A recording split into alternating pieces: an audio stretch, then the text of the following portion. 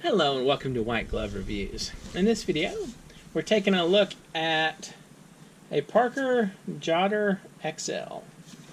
And I'm really curious to take a look at this and see if it's worth it. Because, it looks pretty good.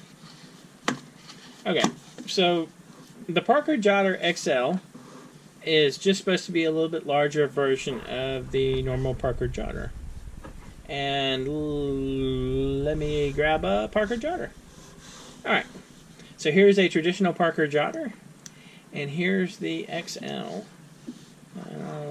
Right. So, it's a little bit of difference.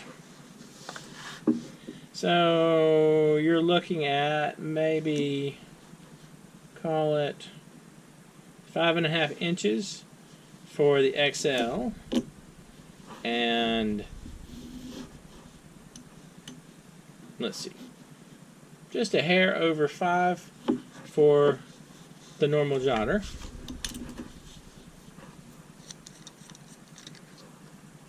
That doesn't bode well. So, one thing I did see when I was looking around was that I saw people talking about how the XLs, they had problems with the clips coming off. Like the clips here. And make sure it uses the same size refill. I'm pretty sure it does. It looked the same.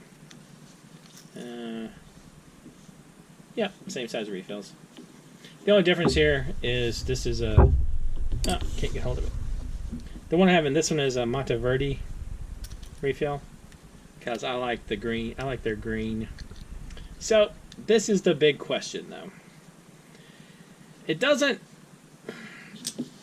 Quality-wise, it seems about the same as a regular Jotter. The only issue I have is the XL. I'll include links in the description for this if you're interested. This XL, pardon me, was like $23. You can get a 4-pack of normal Jotters for $9, both on Amazon. So, at $9 each, that's $2.25 per Jotter. So, is this worth 10 Parker Jotters? I don't know. I don't think so. I feel like I like the. I mean, like the larger size pen is kind of nice. But I don't know if it's so nice it requires that much more cost for it. What do y'all think? Is this worth roughly 10 Parker Jotters? Is the XL worth roughly 10 of the other ones? I'm thinking probably not. Anyway, let me know what you think. And if you have any questions or suggestions, you can let me know down in the comments. Anyway, if you've enjoyed this video, please like and subscribe, and I hope you all have an excellent day.